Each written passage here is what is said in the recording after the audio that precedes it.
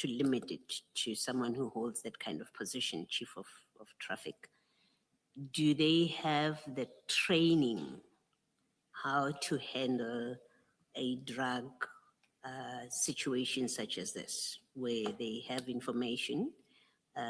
Ordinarily, the SAPS or the DPCI would do a drug seizure, drug bust. Is someone in that position trained? Does their training include dealing with drug enforcement, such as seizures? Commissioner, I cannot elaborate on the specific training that this chief has undergone. But generally speaking, I'm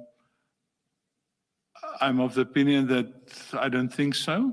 But again, it's my opinion. I cannot elaborate on the specific training that or the history in law enforcement that this specific officer has undergone.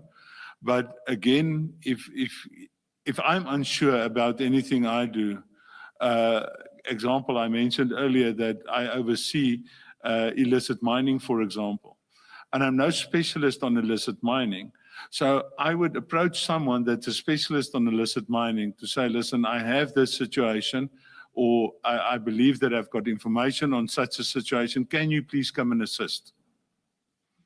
So I cannot elaborate on his training, but I can just say what I would have done in his shoes, Commissioner.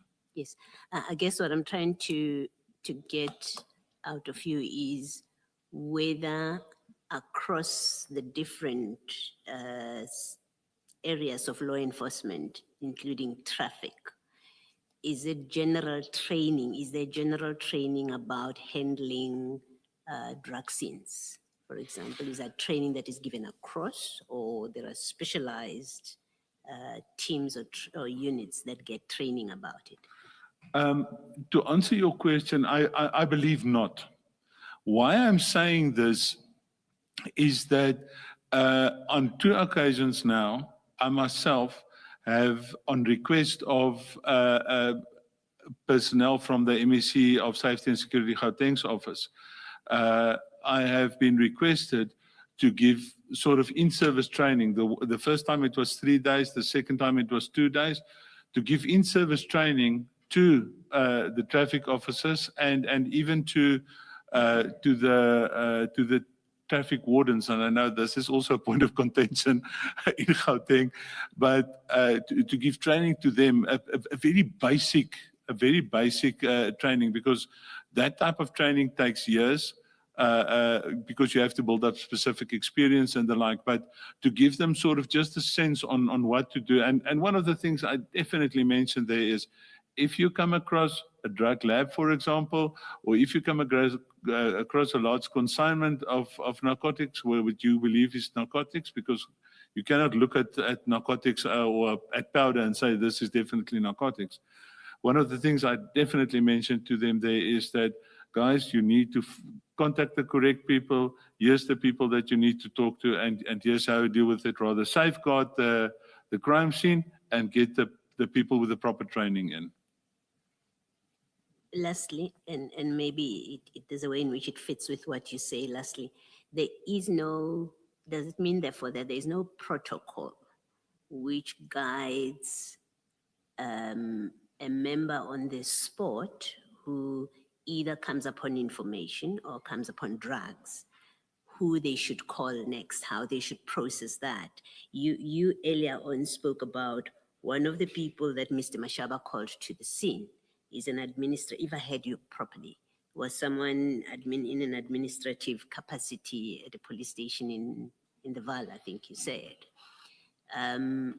We've had cases where someone has called their friend because they say, well, I know that friend is always available, friend in the police still, but say, I know they're always easily available, so they will accompany me to a scene. I think here we also have instances of someone who has called a brother to come to the scene.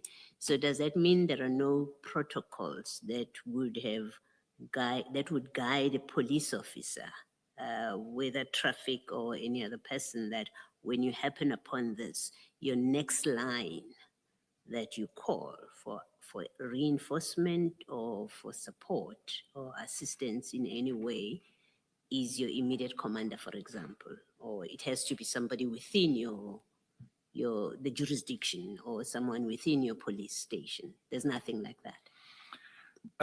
Commissioner, no, but at the end of the day, a senior person like Mr. Mashaba, do I pronounce it correctly? Yeah. Would, in my humble opinion, ought to have known that at the end of the day, you cannot call someone that does analysis, crime stats analysis at a police station to come and assist him with major drug information. So there's nothing in writing per se, but if you know that you're going to sit with a major crime scene, you have to follow crime scene management protocols. And then, if I have that type of information, I'd love to have someone with me that can actually deal with the correct protocols in terms of crime scene management. Thank you, Commissioner. Thank you, Kenneth. Thank you, Commissioner. So what happens here, in fact, is none of that happens. Instead, the civilian employee of yellow jersey is able to issue an instruction and say, we're going. Yeah. Come or don't come, but we are going. That's actually what happened. Yes, Commissioner. And so then they arrive at Eriton, which is where the Scania warehouse is. Okay, so 46.5, can you read that paragraph, please, into the record? Upon arrival at Scania, the two officers, Mashaba and Manganye, allegedly opened the container and later claimed the bags containing narcotics fell from within the container, necessitating the bags to be loaded onto Officer Manganye's vehicle. It's an unmarked black van. It was a Nissan Bakkie. Okay, let's just pause here. You say later claimed that bags containing narcotics fell from the container. Were there other witnesses? The bags did actually fall off the container. You were able to establish later. Yeah, they, as far as my memory serves me, Commissioners, the personnel at Scania was instructed by Officer Mashaba to open the back of the container when these bags fell out. And as I said earlier, you cannot, by looking at a bag, say this bag contains narcotics. Let's have a look at those bags. How many bags were there that fell out? Yeah, I must lie to you, but it's 20 odd bags. Okay, so this is a photograph at page 4 of the exhibit bundle. Are these the bags that fell off the container? That is indeed correct. I didn't see the bags fell off the container. These bags were on this black bakkie when I arrived at the scene, but these were the bags that I was told fell out of the container. Do you know the source of this photograph? The source of this photograph, when I was informed that I'm going to be in front of the commission, I asked around some of my old team members if anyone still had photographs of the crime scene, because I had a problem with my phone. It was destroyed, it fell off the car's roof on the highway. So it was destroyed. So I didn't have photographs anymore. So one of my members, Warrant Officer Morris, actually forwarded the photographs that I submitted to the commission's team. And this was one of the photographs. These are indeed the bags that was at the back of the black bakkie. These are not actual bags, are they? No, Commissioners, these are not actual bags. It's sort of black rubbish bags as we know them, combined with a very broad type sticky tape that these bags are manufactured with. It's not normal bags. Even the handles of these bags are made with that sticky tape and the black bags. If we turn to the next photograph, page 5, can you tell us what we are looking at here? What you're looking at here is the content of those black bags. That would typically be what was later established to be a brick of cocaine. So what it looks like, if you can just confirm for me, is that, because this looks like a canvas bag with a zip, is that inside the plastic rubbish bags, basically? That would be correct, commissioners. I think why they do this, I also asked the question, why they do this is, remember, there's a lot of moisture when these bags are at sea, and it's sort of to protect that canvas bag with the wrapping. In the right-hand corner from my side, one can clearly see the black tape that was used to cover those bags. So inside the black canvas bag is this brick that's also wrapped in plastic. That's correct, yes. And that brick has got a picture on it. Yes. And what is that? I think there's a picture of the two types of brick pictures that we got. That is a Red Bull. I think the other photograph, if you would, is maybe I think the next photograph shows The next, so page 6 is just another example of the bricks. yes, And this is a particular insignia. a particular insignia. That is a Red Bull. And what is the significance of this picture? The significance of this we picked up is that, excuse me, the end users, being the drug syndicate, specific syndicates have specific insignia that they request is put on to their product that is exported into our country for them. The other photograph, on one of the other photographs, you will see there's a black seagull on a white background. I just, So it's just for wanna- specific parts of the syndicate. right. Have you that- seen this particular insignia before, the Red Bull? Variations on the bull, but not the specific one. What type of variations? You would get it's also a Red Bull, but it's more like, a refined picture of only head of a Red Bull, or a Red Bull standing in the air, or, more than that one, or a more defined picture of a Red Bull and the like. So it's not it can mean that it was for different sections within the syndicate, or even a different syndicate that Okay. comes in on the same consignment. So, thank you. The next picture.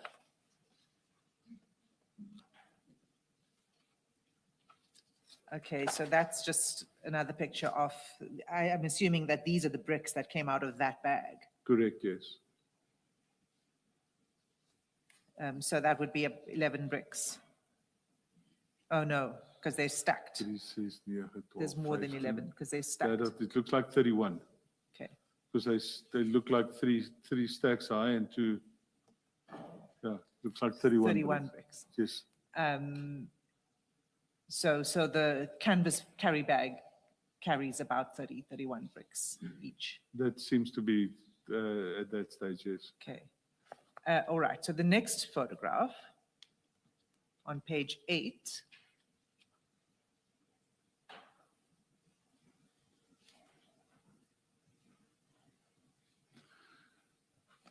Right, this is what you were referring to earlier. Can you tell us what we're looking at? What we're looking at is, again, some of the Red Bull bricks, as well as a brick with insignia of a black seagull, looks like a seagull, on a white background. Have you seen this insignia before? No, I haven't seen this specific insignia before, no. Okay. And then if we turn to page 9. What are we looking at here? What we're looking at here is all the bags now unpacked. We counted the bricks, and then the bricks were then sealed in official exhibit bags. And it is those exhibit bags containing the bricks that you're seeing in that picture.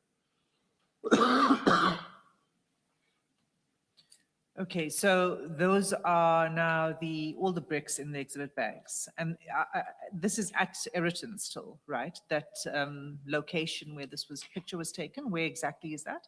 At the Scania premises in Eriton, that's correct, Commissioners. Thank you. At which point did you determine that this was cocaine? Because you have done no analysis and no testing. All you are seeing is bricks in these bags. We did not at that stage determine it was cocaine per se, but out of previous experience, Commissioner, we believed that this was bricks of cocaine weighing more or less 1 kilogram. Yeah? And I put in my statement, although it would be determined by a forensics analysis. But out of experience, there's nothing else that they pack in this form. So the eye test told you that this must be cocaine. Yeah, it's not like I remember when other witnesses, you asked if you do the, the tongue test, that only happens in movies. Okay, so we're going to come back to the crime scene and how this was handled. But for now, I just want to follow your statement. These are the bricks we know now. These are the bags that fell out of the container. Let's just go back in time now. So they arrive, they open the container, the bags fall out of the container. Can you just go to 46.6?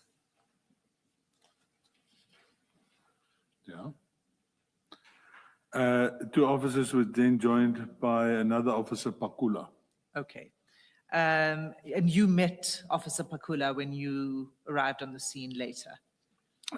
Warrant Officer Pakula was pointed out to me by then Captain Sebola, now Lieutenant Colonel Sebola, who was the investigating officer and at that stage crime scene manager, as one of the people that he was intending to arrest. Okay. So did he arrive, do you recall at what point he arrived? He was already there when I arrived at the scene. So I'm not sure That when was he much arrived. later, yes. Okay, so at this point, we've already established what should have happened at earlier points along this train of events. Now you open a container and these bags fall out. There's good reason to suspect it's drugs. Absolutely. What should have happened at that point Well, in terms actually- of crime scene protocol? Actually, Commissioners, before that point, and I think General Flynn also testified to that, what should have happened is that the seals and the sealed containers should have been photographed first and foremost. Then when it's opened and these things fall out, everyone move back and let's photograph what happened here now. And each step of the way should have been photographed. So the commissioners have been taken through a little bit through the crime scene protocols and national instructions last week. But from my understanding, and please confirm or correct me, that is important. The first thing one does this comes from the protocol on seizure of illicit drugs.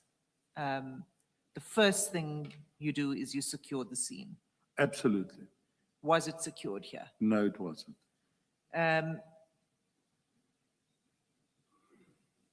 Okay, let's just go back to 46.7 as we deal with this crime scene. Can you read paragraph 46.7 into the record? During the time the officers were busy Colonel? with this, sorry? Before you do that, Sorry, sorry, I should Commissioner. have asked this question before you started. What is the purpose of photographing the container while it's still sealed? Can you just explain why you do that? Very plain and simple to show that if there's going to be a court case, to show that that seal is still intact. And to the best of whoever's knowledge, crime scene manager knowledge, that there was no tampering with that seal up to that point to try and establish that, yeah. Up to the point when the police now become involved with it. Indeed, correct, Commissioner. Thank you. Thanks, Ms. Hassan. I think at this point, let's take the adjournment and resume at 11:25. Thank you, Chair. Let's adjourn.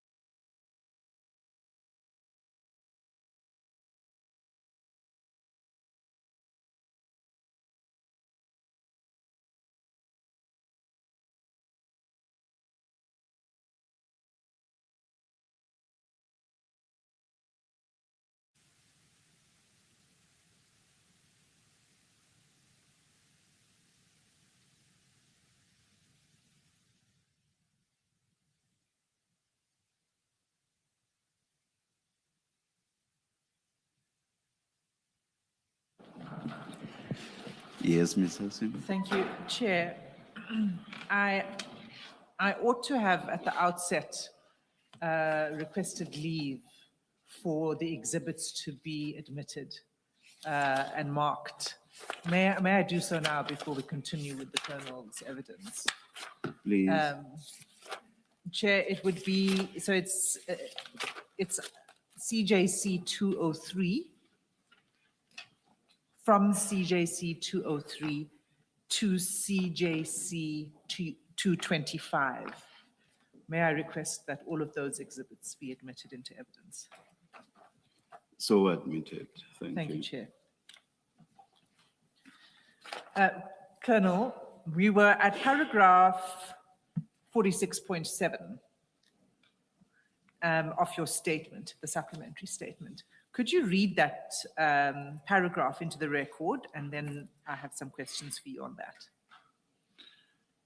that. During the time the officers were busy at the scene, a call was made to 10111 alleging hijacking of a truck by bogus police. 10111 dispatched officers from Boysens Police Station.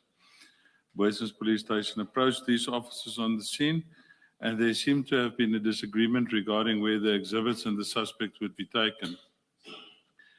There were also allegations that the 3 officers on scene had loaded the drugs on the scene in order to leave with the drugs. Okay, so the allegation here is that the bags that were loaded onto the black bakkie were going to be driven away. That is indeed correct, Commissioners. So I would like to, in fact, let's just pick that out from the record. If we could just turn to page 96 of the exhibit bundle, and that is a page in the report by Major General Gerber.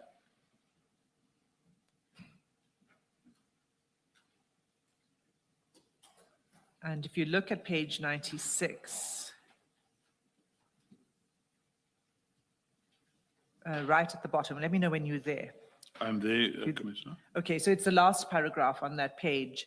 And here he is relating the information he received from Lieutenant Colonel Sebola.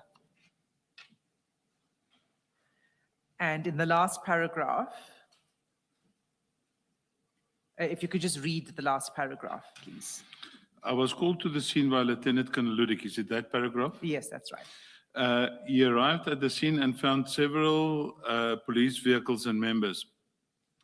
He was introduced to Sergeant Ndau, who was in charge, and handed the scene over to him. The scene was explained, as well as those implicated. He was informed by Sergeant Ndau that the members wanted to leave the scene, and he parked his vehicle in front of the Nissan. He interviewed all the suspects and obtained their explanations. Okay, thank you. So it was Sergeant Ndau who was at the scene when he arrived. It's his evidence that says that the officers on the scene at the time, the first officers on the scene, that would be the traffic chief, Mashaba, and Officer Mahane, and Officer Pakula. Correct, Commissioner. Were allegedly wanting to leave the scene, remove the drugs from the scene in the bakkie. Is that correct? In terms of this report, yes. In terms of what Sergeant Ndau relayed? To Captain Sebola. Yes. Okay, so let's look at the flying squad two-way radio conversation that took place. And you'll find that if we start at page 27,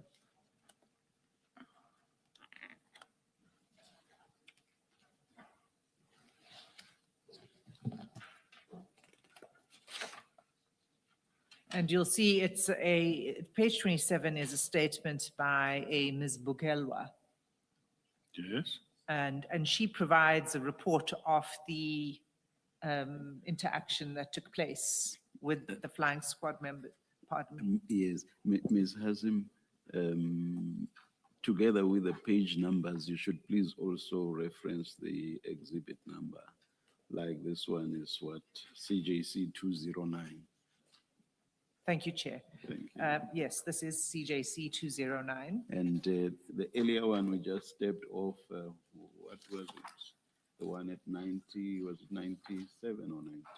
I've forgotten. That was CJC 216. 216, And yes. it was the investigation report by Major General Gerber, Yeah.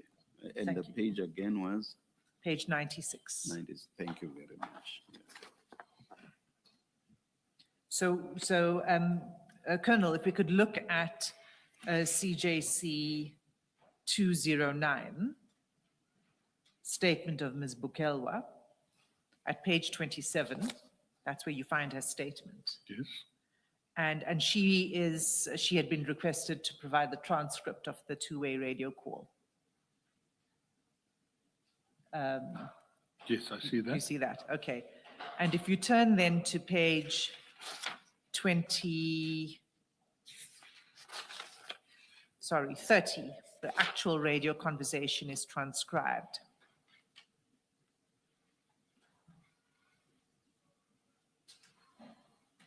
And it begins, and this is important because what it does is it starts to give us a timeline on the day of when things began to happen.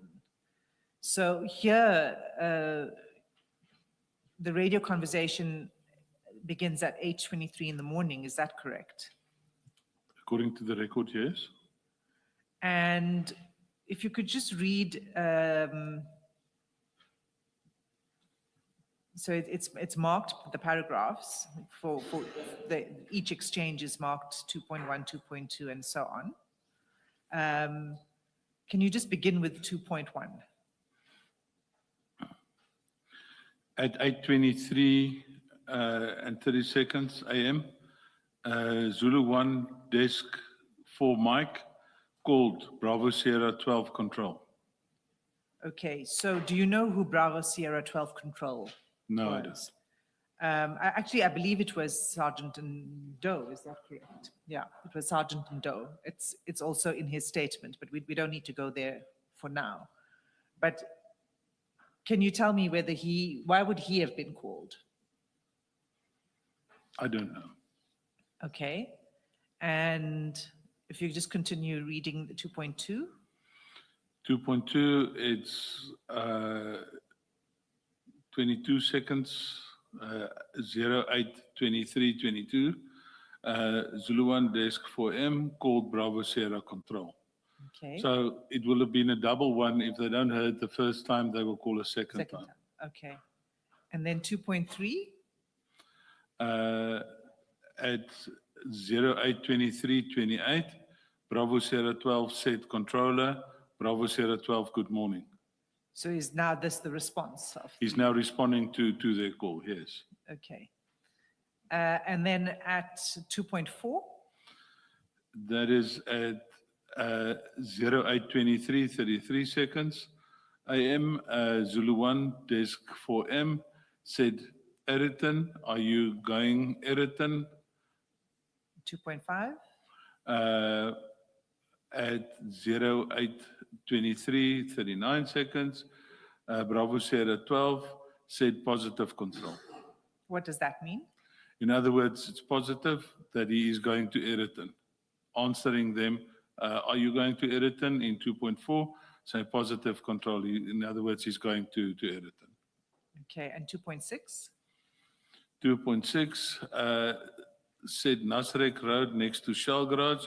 You will find Chris, stand by. Okay. You will find Chris from trucking hijacking occurred at the Shell Garage. Contact number Chris 072 132 9663 IR 114 1809. Okay, I mean, it's talking about a hijacking at Shell Garage, is that correct? It seems to look like that, yes. Do you think, does this have to do with the incident we're concerned about, the Eriton incident? I'm not sure, but there was issues, if my memory serves me well, that I think the people at Scania then started phoning the police to say that there might be a truck hijacking because of the people following the truck. So this would have been at the time when they were en route To Eriton. to Eriton. Yes, ma'am. I see. Okay. Commissioner, sorry. So this is taking place at roughly 8:20 in the morning, 8:23, 42 8:23 in the morning. Okay. If you can just then pick it up again at 2.13. 2.13, that would be at 10:13 and 20 seconds AM. Bravo Sierra 12 said, yes, controller. Can they have permission with Bravo Sierra Jock? Do you know what that's about? The Jock is the Joint Operations Center, so they wanted to make a report to Jock. And if one person needs to speak to another, the control center needs to be asked for permission. Okay.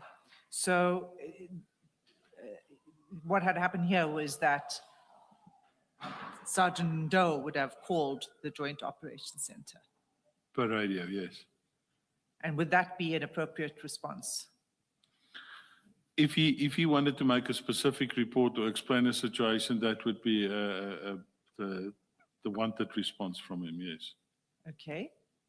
2.15.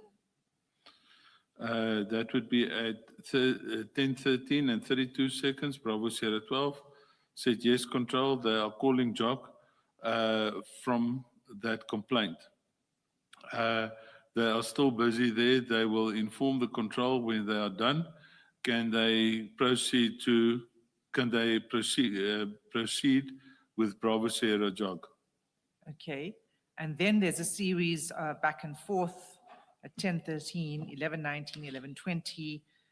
As I understand this, it's the controller asking for a report back On as to what's taken place. That's how it looks like to me as well, Commissioners. And it culminates, for our purposes, at 2.30. If you could just read that. 2.30, the time they reach 11:23 and 22 seconds. Bravo Sierra 12 said, yes, Bravo Sierra 12, at that complaint, Eriton, truck hijacking.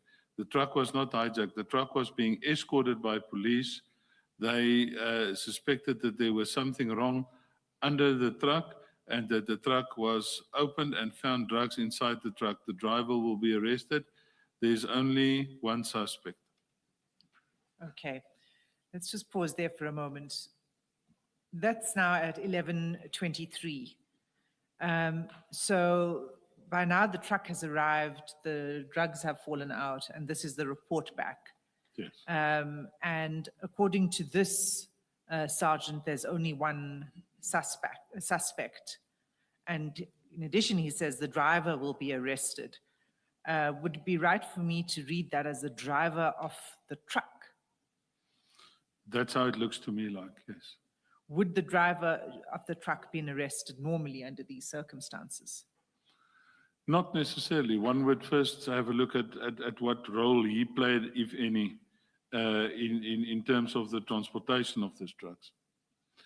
But I think that report, if I read through the report, seemingly Bravo Sierra 12 had the interview with these people that were following the truck from Eriton, from Rudekop to Eriton. And that was what they told him, that it's not a truck hijacking, but that they have discovered drugs and that they're going to arrest the driver. They meaning, the deduction I'm making, it would be Traffic Officer Mashaba. The driver of the truck was not arrested, as we came to learn, isn't that so? That's correct, Commissioners.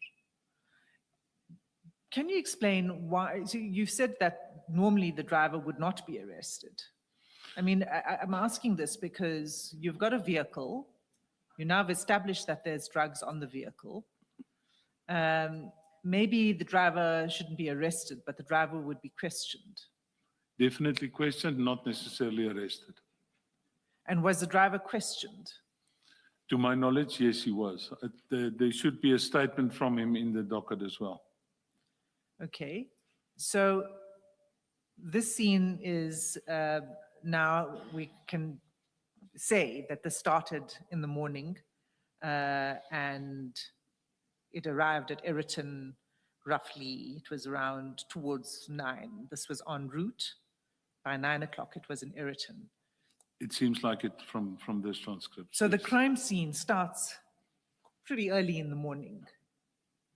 Indeed right. correct, Commissioners. Okay, so can you just then go to 46.8? 46.8. Yes. So, Colonel, before you do that, this page 30 document, this is a call to 10,111. Control. Is that what this is? It's a radio call to 10,111. Yes, Commissioner. And would it have been available to Mr. Mashaba to have made a call to this same center requesting assistance at the scene? How does it work, the system? The system in essence would work as follows. He would be able to make a telephone call to 10,111, or he would be able to maybe, if he's got a traffic department radio with him, he would be able to call into his control center and request to be patched through to the 10,111 center. He does have a means. He had a means to call in somewhere. Absolutely, to even request via assistance. phone. Yes, yes, Commissioner. All right. Now, this transcript here on page 30, I've tried to follow Ms. Hassim as she's taking you through it. It's very difficult for me to form a picture of, in fact, what was happening in this communication. We know from Ms. Hassim that B Bravo Sierra 12 is Mr. Ndou, she says. But what is a summary of this communication here? If I read through it and if I, with my experience, try to, excuse me, to make sense of this, is what happened was that a call came through, and in the 10,111 center, they know where the vehicles are. So the 10,111 center would naturally call a vehicle close to the scene and say, please go and have a look, please respond. We have a report of a truck hijacking at this specific address. Then Bravo Sierra 12 responded, and seemingly they then had a conversation with this, Mr. Mashaba and company, and they received the explanation of why are they following the truck, and it's not a truck hijacking. And then eventually there at 11:23, it was said that they have indeed escorted the truck, and the police, in my opinion, refers there to themselves, Mr. Mashaba and the people, and that they believed that there was something wrong with the truck, and that when they opened the truck, they found that there was drugs inside the truck, and they were of the view that the suspect in this case would be the truck driver himself. They would have been responding to what he had on 10,111, and then Mashaba explained what it was about. To That's what it looks 10,111. like to me, Commissioner. All right, thank you. Thank you, Colonel. Thanks, Ms. Hassan. Maybe can I just clarify that a little further?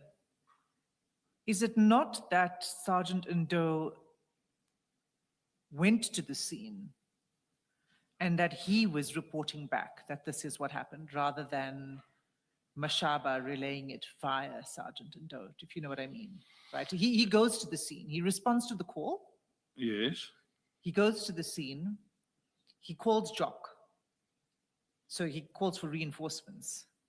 He goes to the scene, he establishes what's happening, and he's he obviously hadn't reported back to 10111, which is why they then call him a couple of hours later to get a report back to, and I skipped over it, and maybe that wasn't so good idea, because what it shows is that, as I see it, the radio controller saying that the supervisors are on their neck, meaning they, in the call center, need to be able to sort of close off The complaint. the complaint. Yeah. Yeah. So they call back to him to get a report back, and then he reports back with what he says at 2.30, paragraph 2.30. If I read this thing, it's clear to me, in my opinion, that Sergeant Ndau must have interviewed people to establish what exactly was going on. Yes. Okay. Thank you.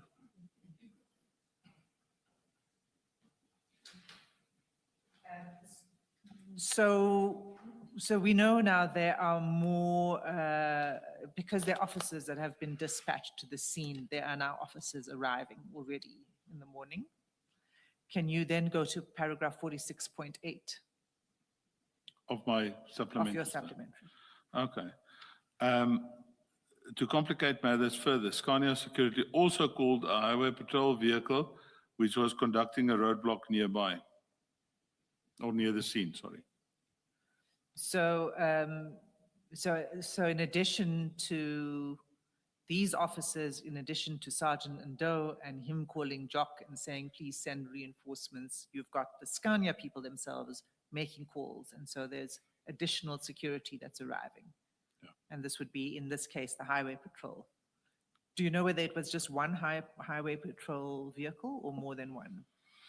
I'm not sure if it was only one highway patrol vehicle, but if my memory serves me well, there was indeed a roadblock conducted by the Boysons people, the Boysons police personnel in the vicinity. And it was the highway patrol vehicle and some other marked uniform vehicles that responded with the highway patrol. I'm not sure how many, but if my memory serves me well, there was more than one vehicle responding. Okay. And then 46.9? 46.9, more and more law enforcement officers came to the scene, including a K9 unit members. Okay. So the K9 unit arrives, and there is a statement by Sergeant Pakula, who says that he called the K9 unit. And that it was his brother's K9 unit that he had called. Am I recalling that If correctly? my memory serves me well, yes, I think that was correct. Okay. So now we've got a K9 unit on the scene. Did they conduct an inspection with the narcotic dog? I'm not sure if they did indeed conduct, because remember at that stage I was still not on scene. But yeah, I was not on scene, so I cannot really comment on if they did an inspection, yes or no. Should they have? It would have been a good idea, Yes. yes. Because that's the point of having a narcotic dog, is to at least at a preliminary level establish whether the crime scene you're dealing with is one involving drugs. Yeah, and search for other drugs that was not maybe the ones that were falling out of the container. Yeah. Correct. No, I mean, it's possible that there might have been more at the back of the container. Indeed, correct, Commissioners, yeah.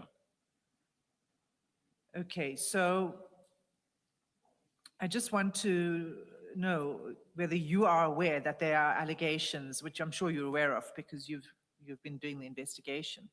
There were allegations by several members at the scene that General Khan had prevented the K9 unit from conducting the inspection. I cannot comment on that because, again, I was not there at that stage. I didn't specifically hear that. But, and again, at the time I arrived at the crime scene, General Khan was no longer on the crime scene. Okay. But you confirm that the K9 unit should have been permitted to do an inspection? It's always a good idea, yes, Yeah. Commissioners. Thanks. So then you can now go to 46.10. Later, DPCI members went to the scene, including members that I had instructed to attend to the scene.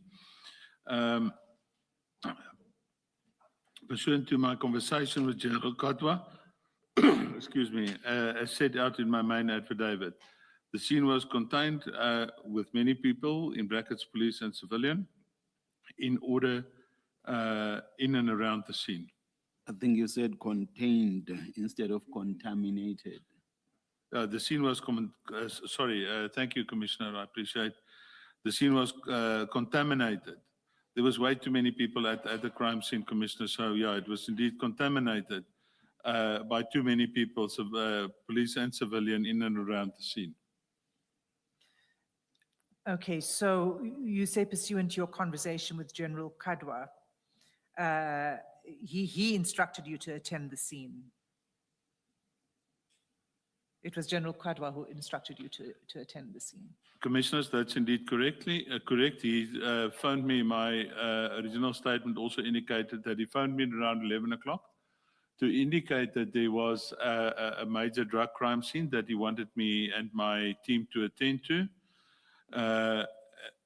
And as I indicated in my original statement, I was then en route to a meeting in Midrand. I informed him of such, and I then gave my 2IC at the time. At the time, he was Lieutenant Colonel Ludik. I gave him an instruction to phone the general, get the details, and activate the standby section of the SANEP team at that stage. We'll come back to that. Thank you, To your Commissioner. arrival and the call. I just for now want to establish that it was General Kadwa, and it was General Khan who called General Kadwa to the scene in the first place. I was informed like that by General Katwa, yes. Okay, thank you. So you say then the scene was contaminated with many people, and you say police and civilians. How is it that civilians would have access to a crime scene? Was it not cordoned off? A very small portion of, when I arrived, a very small portion of the scene was cordoned off. So the only piece that was cordoned off was the black bakkie standing next to the truck with the container on the back. That was the only portion that was cordoned off. But it is advisable to make quite a substantial cordoning around a scene like that.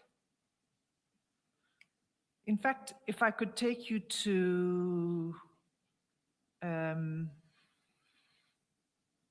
national instruction, which is included in the exhibit file, Chair. It's CJC 219.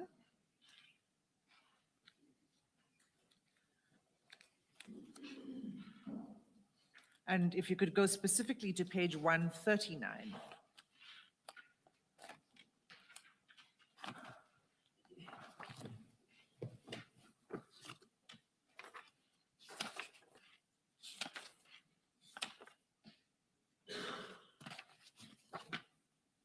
I am there.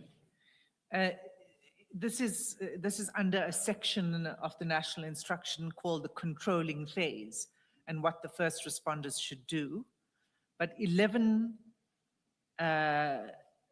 subsection 3 says that the first responder must secure and protect the crime scene by A, establishing an inner cordon around the perimeter of the crime scene, as well as an outer cordon around the inner cordon to enable members to perform their tasks within the inner cordon. Now, can you just put, because this crime scene has, as I understand it, the immediate crime scene is where the drugs fall off the container. Indeed, Commissioners.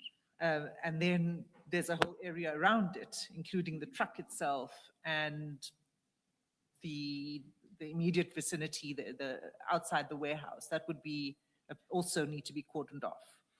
Can you help us to understand whether this was complied with, an inner and an outer cordon?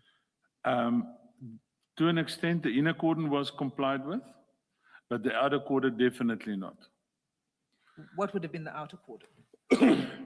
As I indicated, Commissioners, the outer cordon would be a little bit of a wider area because it's like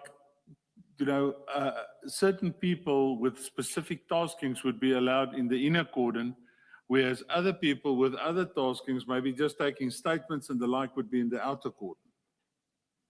So, in fact, maybe what would help is if we look at the sketch plan of Yes. the scene. Let's have a look at that, and it's attached to Officer Wood's statement. So that would be CJC 207.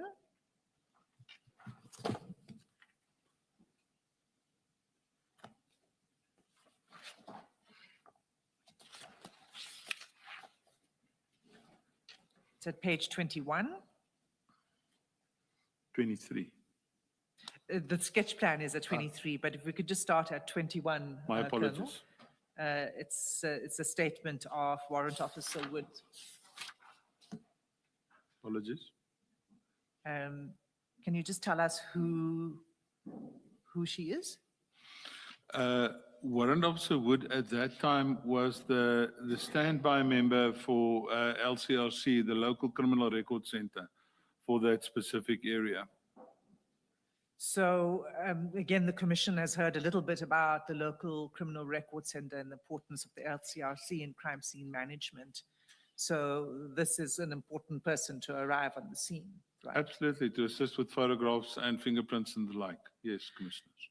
And if you see at paragraph 4, she says, in fact, if you could just read paragraph 4 into the record. On 2021-0709 at 11:45, due to a request of Warrant Officer Rikhotso, I attended an alleged crime scene, an alleged scene of crime at Omena Park, Aerodrome Drive, Aeroton. Okay. Now, when I read this paragraph, I read it as saying that at 11:45, which was as a result of the request of Officer Rikhotso, she attended the scene, so that she was there at 11:45. What is your comment on that? My comment, Commissioners, would be as follows. When I arrived at the crime scene, one of the things that the investigating officer, Captain Sebola at that time, Captain, requested me was to find out what the delay was in LCRC's arrival on the scene. And remember, my original statement would indicate that I only arrived at about 1. So I then made a call to the officers, and they said, if my memory serves me well, that this individual was just busy on another scene, but is en route. So she wasn't there when you arrived? I did not see her there, and the investigating officer also didn't see her there. And you Because arrived at around 1 o'clock? So, I arrived at about 1, Okay. yes. So this paragraph 4 at 11:45, it's not correct. Maybe she got a call at 11:45. I think that would be more correct, Commissioners, yes. Okay. So then we have the crime scene. Page 22 is the index to the sketch. And then 23 is the sketch itself. So if we have a look at 23.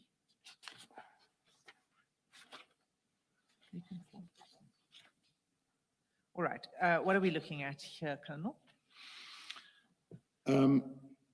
This would have been the crime sketch of the crime scene at the time when Warrant Officer Wood was on the crime scene and what she has observed. And we see in the sketch the alphabets A, B, C, D, E, etc. Can you just tell us from the sketch which is the actual container, the truck with the drugs? That would be A, Commissioners. And what is B? B would be the black bucky, Commissioners.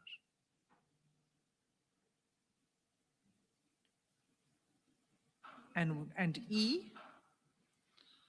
E would be one of the vehicles, I think that was Pakula's vehicle, if my memory serves me well. It was a red Kia. Yes, it was a red Kia. Okay. So that's, E is a vehicle of one of the officers. And then if we look a little further down, you see C and D. Those are two other vehicles. Yes. And according to Officer Wood, C is a VW belonging to a suspect, she says. If my memory serves well, Commissioner, C was was a GTI Golf driven by the traffic officer, Mashaba. So C is Mashaba's vehicle, Yeah. and next to Mashaba's vehicle is D, which is a silver BMW. Do you know who that belonged to? Mr. Mashaba's informant. Cannot recall. We spoke about it earlier. What his surname, I think, is Nku. Nku. Yes. So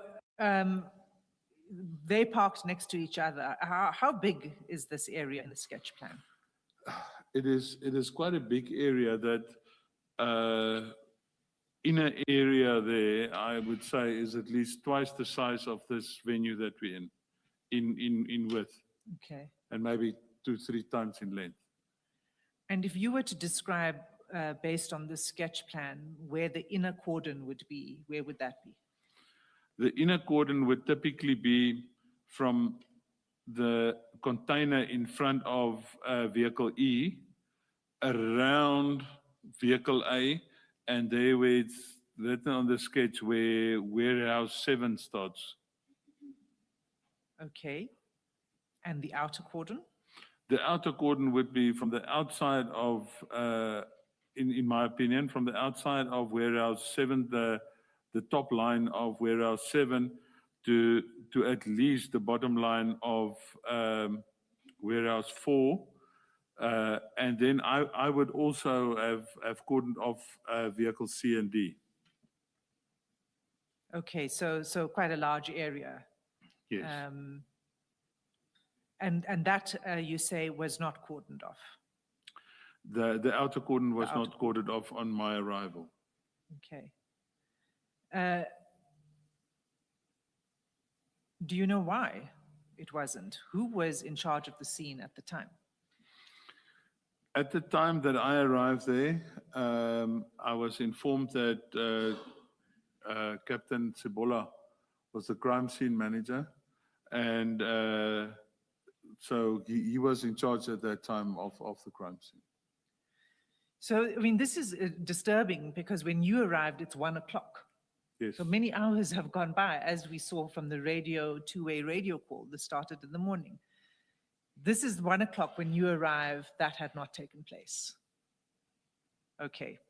So read 46.11, please, into the record, and then we'll move.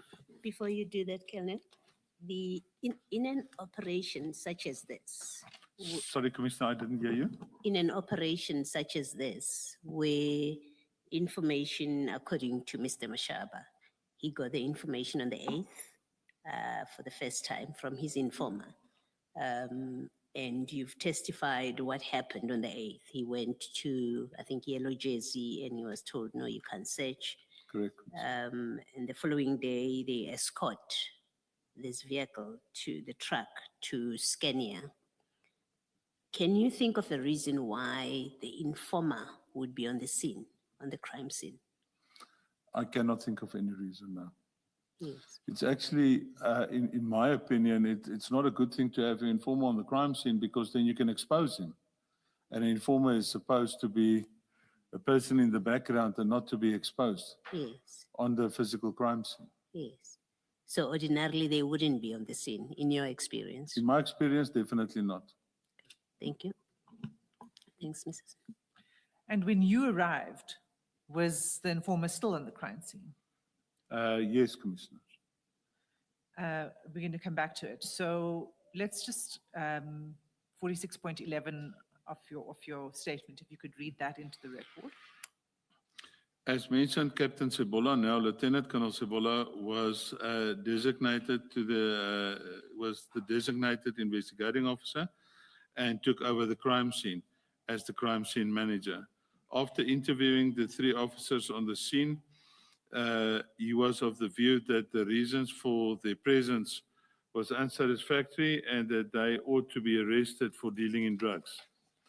He then took over that process while I assisted with the exhibit processes as outlined in my main statement. Okay, so this is the appropriate place now for us to go to your main statement. Can we go to that statement, please? Because you now deal with your involvement in detail. And I'd like you to go to paragraph 3. I'm there. All right, so can you read paragraph 3 into the record? On Friday, 2021, 0709, at about 1100 hours, I received a call from the provincial head DPCI Gauteng, Major General Kadwa. The general informed me that there was a narcotics crime scene that he needed me and my team to attend to. The scene was at the premises of Scania Trucks in Aeroton, south of Johannesburg. He informed me that a large consignment of drugs was found in the back of a container truck, in brackets, shipping container. Okay, continue. I was at a meeting in Midrand and informed the general as such. I then instructed my second in command, Lieutenant Colonel Ludik at the time, telephonically to contact General Kadwa and arrange the standby members and himself to attend the scene. And did he? It was reported to me that he actually drove to the scene with General Kadwa.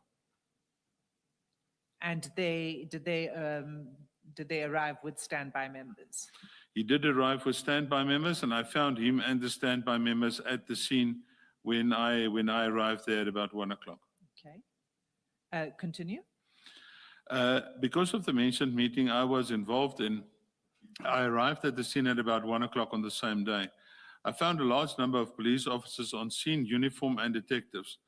Also on scene was members of my team, Brigadier Sekubela. The Brigadier is the DPCI Serious Organized Crime Provincial Commander and in essence my direct commander. Also there was General Kadwa, the provincial DPCI provincial head. And what was the scene? What did you see when you arrived? Can you tell us what you witnessed when you arrived? Like I stated earlier, there was a lot of police officers, a lot of police vehicles there. And I would describe it as close to chaotic. About how many people are you talking about? 40, 50 people, easy.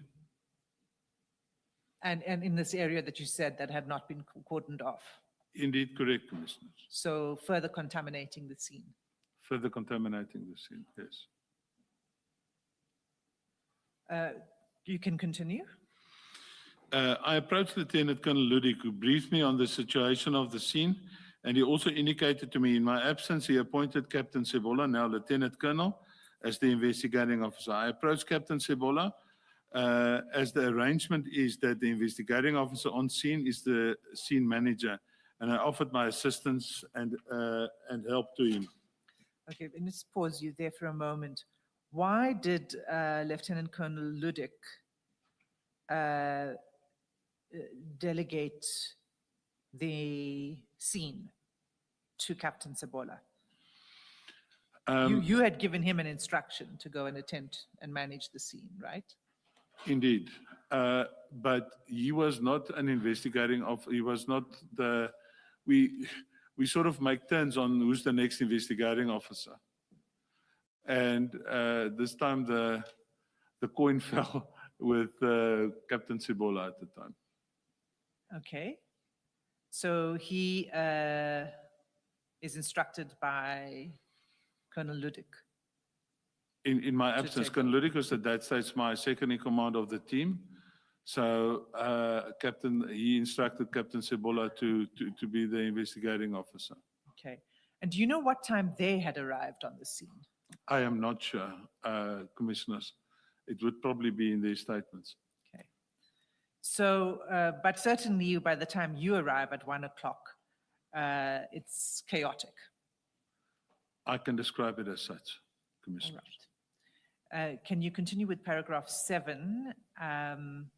And we'll take that slowly, but if you could just Okay. start reading that into the record. Maybe before you do that, Kelner, how does it work? We know Mr. Mashaba is from traffic, he's chief of traffic. And I think, and then he's called his people. In my understanding, all of them are SAPS, not DPCI. And I think elsewhere, either in your statement, you are repeating what someone said, that Boysons, SAPS Boysons were there.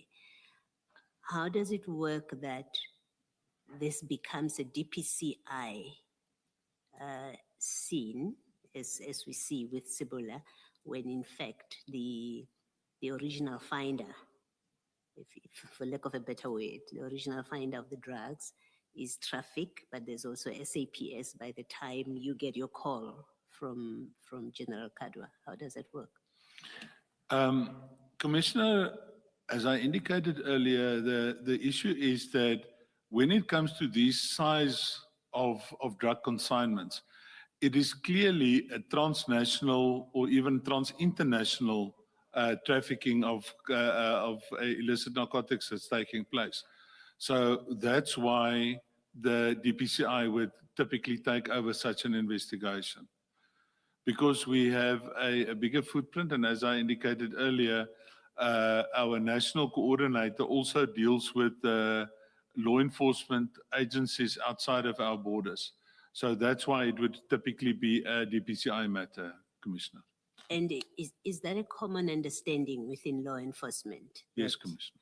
So Chief Mashaba, if he knows anything about drug enforcement, he would have known that this is a DPCI matter and would have contacted DPCI. Does it follow necessarily?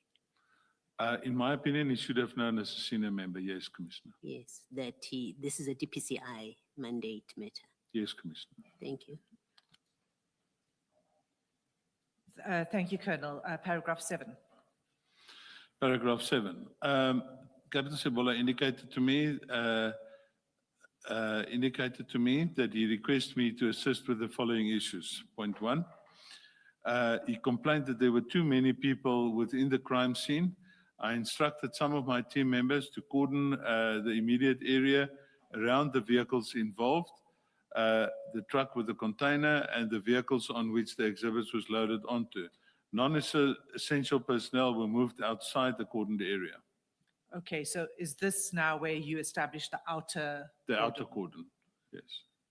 Why did it require you to arrive on the scene to do this if Captain Sebola was in charge? Captain Sebola, one must understand as I mentioned, commissioners, it was a chaotic scene, and I think he was more concerned with safeguarding the exhibits as our protocols needs us to do. The exhibits and the suspects, he was concentrating on that, and that's why I think he initially left the outer cordon not to be done.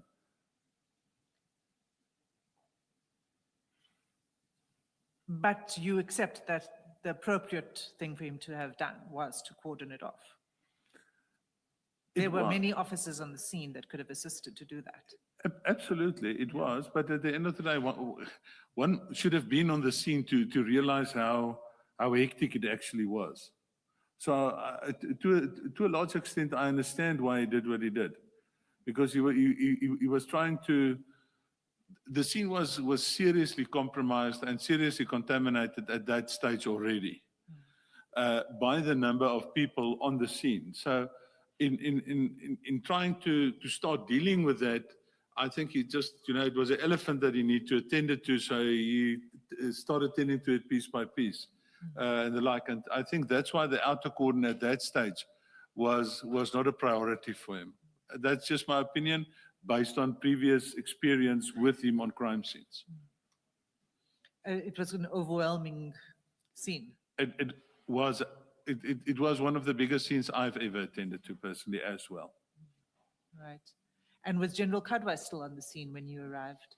Yes, he was. And what would have been his responsibility in a scene like this, chaotic, overwhelming, And I'm not making any judgment calls here or anything on Captain Sabola. I'm just saying that this is the reality of the scene. And you have General Kadwa, who is the provincial head. What would have been his responsibility? Generally speaking, the General Kadwa would not have involved himself in ground operational issues. So he would have not instructed people to coordinate to do X, Y, and Z. Typically he would just be in the background and he would be briefed what was going on. Okay, I'm going to come back to that because I do find this interesting, the extent to which there is a lack of control here, right, of the scene. So the first thing is you move in and you cordon off the outside. I instruct people to cordon off, to do an outer cordon, yes. All right. And then paragraph 2? He requested members to assist in taking witness statements. I also tasked members to talk to Captain Sabola for him to indicate whose statements needs to be taken. Okay, so you assisted with tasking members on Yes. Captain Sabola's behalf. All right. Paragraph 3? He indicated to me who the suspects were and requested members to deal with them. I tasked members accordingly. Okay. Now, on this point of the suspects, what were you assisting him to do? When you say you tasked the members accordingly, what were they meant to do with the suspects? Start interviewing the suspects, start taking their warning statements to get a better gist of the crime scene and their role on the crime scene. And that would have been, who were the suspects? Mr. Mashaba, Mr. Ndau, Pakula, and I cannot now remember the fourth one, but there were four suspects, commissioners. Was it not the informant? That was Nku. That would have been Mr. Nku, Commissioner. I think when you said Ndau, you meant Nku. Yeah, So, sorry, Commissioner. so Pakula, I just want to also get a bit of clarity on this. And in order to do that, we need to go to the first statement you made on this, not for the commission, but at the time. And that's your statement of 13 July 2021, which is CJC 203. And it's at page 1 of the bundle. Yes. Colonel, you should have been a doctor in your other life. My handwriting is a challenge. I've heard that so many times. So we're going to need your help here. I did read it, believe it or not, and with some difficulty.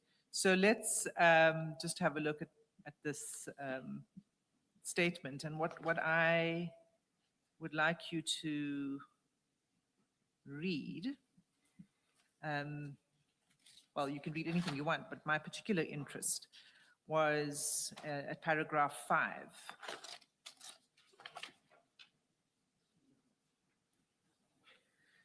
Could you read that into the record for the commission? I ask, how do you know what's written in paragraph 5? Yeah, Commissioner, sometimes it's even a challenge for myself, but I will read it to the best of my ability. Thank you. I was assisting with the general working on the scene when I was introduced to Colonel Sipungu as being the commander of Warrant Officer Pakula, a member of the National Investigation Unit based in Pretoria. Warrant Officer Pakula was one of the persons placed under arrest. I then, in the presence of General Kadwa, I asked Colonel Sipungu if he was aware of the operation that his member was conducting. He indicated that he is actually on leave, but received a message from his member, Warrant Officer Pakula, at 0827 that he, Warrant Officer Pakula, was following up on drug-related information. He also offered to show me The message. to show us the message. I left the colonel and continued with my duties. And I recall that I now I have a Relayed. challenge. Relayed? Relate to Captain Sebola that we in due course should also obtain a statement from Colonel Sipungu and also indicated to him that what the colonel said. Okay. So when Officer Pakula, before Officer Pakula, what this says is that before Officer Pakula arrived on the scene, he did call his commander. That's what's indicated to me, yes. Okay. And he and informed his commander, and as I understand it, but correct me if I'm wrong, whose Colonel Sipungu did not object to him attending to the scene. It didn't look like that. Colonel Sipungu, as I remember correctly and as I stated here, was on leave at the time. So Pakula should have informed whoever was acting in Sipungu's place, but that is just my view of this. But even though he was on leave, he came to the scene, Colonel Sipungu. That's correct, Commissioner. Is that normal? No, that's not normal. If you're on leave, you're on leave. You're not supposed to involve yourself with official duties when you're on leave. So you then inform Captain Sebola of this conversation, and you say to him, this is what was told to you, and that a statement should be taken from Colonel Sipungu. That is indeed correct, Commissioner. Okay. And do you know whether that statement was taken at the time? I think it was taken later, but I cannot confirm that. Okay. Let's move to paragraph 4. 7.4 of your statement. We're back to your statement. Sorry. Okay. He requested members to deal with the exhibits. I then, and this I remember specifically because there was an issue later. I specifically tasked Captain Norkia and Warrant Officer Morris to deal with the issue of the exhibits, the safeguarding, counting, and general handling of the exhibits. Okay. I want to deal with this exhibits and the counting and in a bit more detail. So I'm going to come back to it. Can you first read in paragraph 5 before I come back to paragraph 4? He asked me to contact FSL and LCRC to assist with the handling of the exhibits and the photographing thereof at the scene.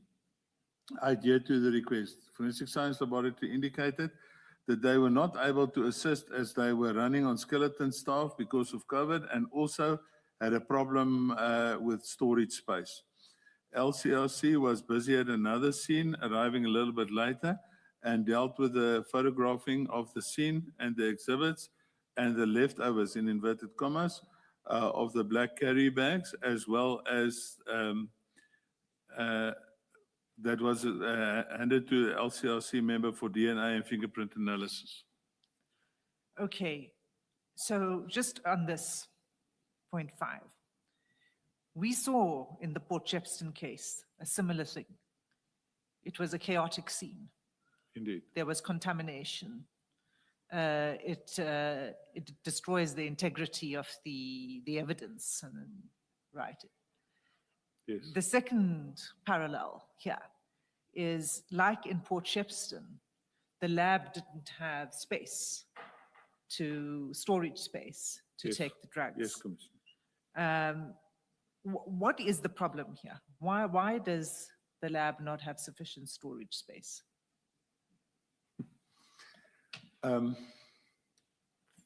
There's just no space. Literally, there's no space. Because of the number of Exhibits that exhibits. is being stored there. And it also reverts back to the prior thing that I said in terms of the legislation. where we currently keep exhibits, have to keep exhibits for way too long. And one runs out of space. And there aren't that many labs in the area, I suppose. There's in Gauteng, there's one, excuse me, there's one lab in Pretoria. That's the main forensic lab. And I know there's one in Cape Town. There used to be one in KZN as well. But the one in KZN got damaged. It had serious flood damage. So exhibits at that time were no longer going there. Is that the one in Amanzimtoti? That's correct, Commissioners. So there's just one lab, and that's in Pretoria. And then there's one in Cape Town. In Gauteng, I mean, there's just In one. Gauteng, just the one in In Pretoria. Pretoria East, in Silverton. Yes, Silverton, that's correct. Yes. And so you say that they aren't able to assist. So we'll come to then what happens with the exhibits. But the second thing that you say is when you arrived, the LCRC was still not there. At what time did, and the officer, the member, LCRC member we know now is Officer Wood. What time did she arrive? Excuse me, Commissioners. I do not have the specific time that she arrived, but obviously when she arrived, she would have started to take photographs. Let's have a look at the photographs that The- you provided. Of photographs that I provided Yes. with her taking photographs. Correct. Yes. Commissioners. Let's go to, well, let's start at page 9. We saw these earlier this morning.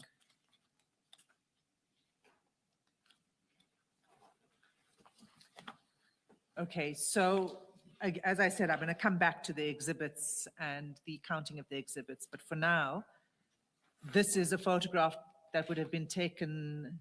This is not the actual photograph taken by Officer Wood, No. but she would have taken photographs of the Similar scene. photographs, yes. And page 10. That would be correct, Commissioner. And page 11. Page 11, Can you tell us who are the people in this photograph to start with?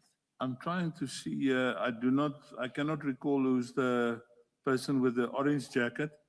Next to him would be my good self. I also do not know who's the person here with the back to us. And the person, the last person there looks like, or the second last person, that looks like Warrant Officer Woods. And the next photo will show us better. And But- then, Before we move up to the next photo, this looks like it's at nighttime. indeed correct, Commissioners. One should just bear in mind that around 5:30 in winter, it becomes dark. Okay, it's already getting dark. Indeed, Commissioners. What are the bags that are being handled by the officers? These are the bags that the remainders of the black bags that we saw in the earlier photographs. The remainder of the black bags was put in these evidence bags, and she was busy photographing the remainders of the black bags. As I indicated, it was given to her on the scene, but she would photograph it before she leaves with it to go and check for DNA and fingerprints in and outside these bags. Okay, so if we look at page 12, That would be Officer Woods taking the photographs of these bags to the, if I have a look at the picture as it lies in front of me, to the far right. And I see now the person there to the far left, that looks like Captain Norkia. to the far left in the With his orange- back towards the photographer this side. I see. Right next to the bags on the left-hand side, right opposite Officer Woods. I'm not sure I follow exactly. Is it the person, there's a person with a long coat? The person with the long coat looks like Brigadier Sekobela, my direct commander. And then just in front of her, In to front her of her. left-hand side, that would have been Captain Norkia. Okay. And finally, page 13. Who are, well, we can see Officer Wood still taking photographs. Officer Wood still taking photographs. That looks like these would have been two members from my team. They're definitely busy with completing registers there for the official dotting down of the issues of the details of these evidence bags.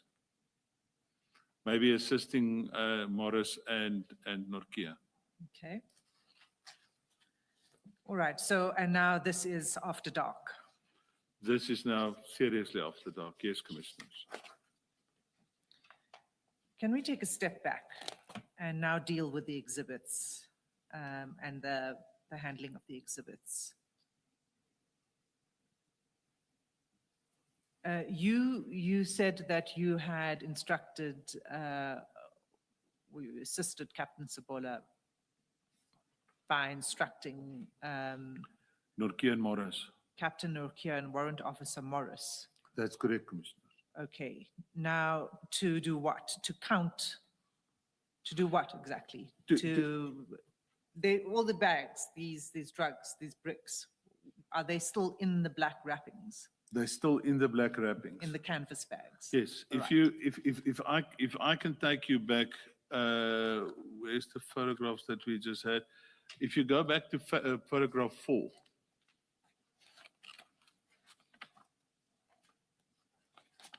Yes. When these bags were still on the back of the black bakkie, they were still on the back of the black bakkie, I instructed those two to start unpacking this black bakkie.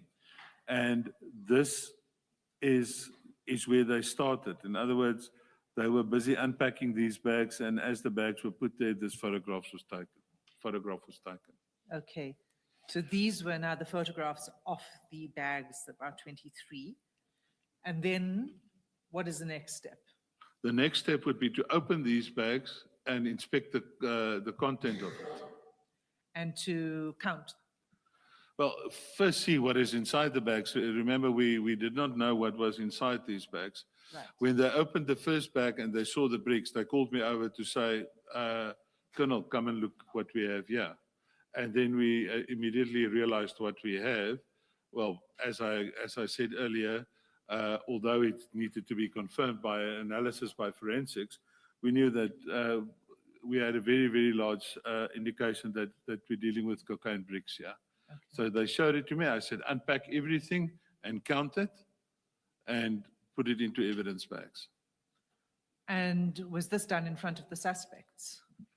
I'm not sure where the suspects was at that stage, but the suspects were being dealt with by Sebola and the people I instructed to assist him with dealing with the suspects. Would it be required that it's done in front of the suspects? The evidence bag sealed in front of the suspects, yes. But you're saying you don't know whether it was done or it was not I'm not done? sure if it was done, no. Okay. But by the time you instructed that the bags be removed from the bakkie, Yes. and they end up on the floor here, by that time or today, was there a record completed by Mr. Mashaba or any members of his team that reflected that so many bags had been removed from the container onto their vehicle? Commissioner, I'm not aware of any such record, Commissioner. You're not aware of that? I'm not aware of any such record. To the best of my recollection, such a record does not exist. They hadn't completed any record? No, Commissioner. Thank you. So Colonel, We're going to go slowly through the exhibits and how, and what you and Captain Nyokia and them found and how many bricks, etc. But I don't want to overlook any aspect of your statement as we do that. So can you just read in paragraph 8 and 9 before I ask my next questions? I generally assisted and supported Captain Sebola and other team members with their duties on the crime scene. I was happy with the way in which Captain Sebola dealt with the issue of the crime scene management. Although the scene was already seriously compromised, we dealt with it to the best of our ability. I also tended to all immediate reports that needed to be submitted. In specific relation to handling the exhibits, I would like to state the following. The exhibits was packed in black bags with handles. The two members who I assigned to deal with the exhibits, as mentioned supra, opened these bags and showed me that it contained bricks. These bricks was wrapped in black and transparent wrap.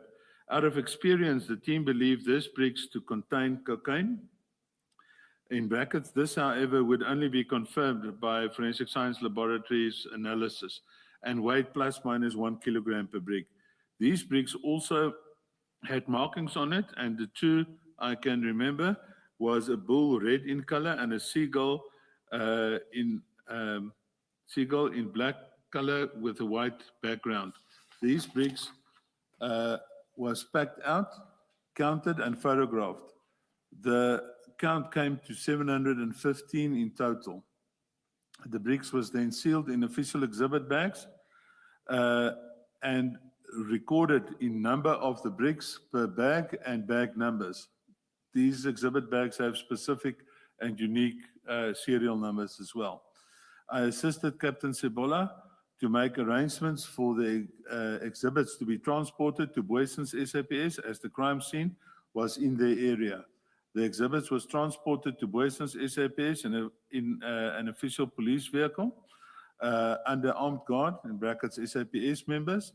The two members who I appointed as the members responsible for the exhibits also accompanied the exhibits to hand it into the SAP 13.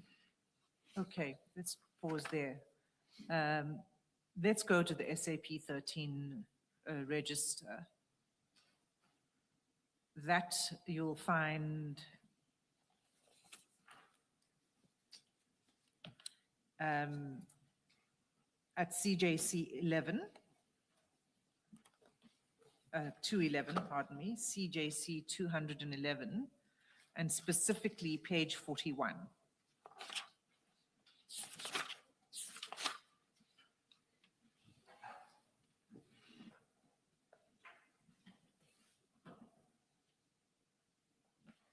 Have you got it, Colonel? I have, sorry. So am I right that this is the SAP 13 register? This is definitely SAP 13 register. And we see on the left-hand column on that page, the date 9 July 2021. Right? Yes, ma'am. And then and then it says which station in the second column. And it lists the crime, dealing in drugs.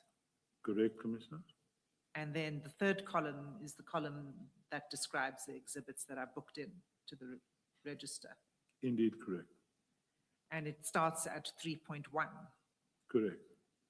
Can you just, we don't need to go through every single one, but can you just describe to us what's contained here in 3.1 to the end? 3.1 describes one, in brackets 1, times sealed bag with serial number PAB 000297151 containing 18 times 1 kilogram bricks. I can't read that word, suspected cocaine. Possible suspected cocaine. Right, so that's 3.1. So each entry, if we look down that column, it goes all the way to 3.49. there's one page duplicated. But if you go all the way down, scroll down, it goes to 3.49. Correct, Commissioner. Now, I've counted these, and in fact, it amounts to 684. I don't know whether you've checked this count. I haven't checked it, no. It amounts to 684 bricks, a total 684 bricks. But I think the reason for that is if you look at 3.12,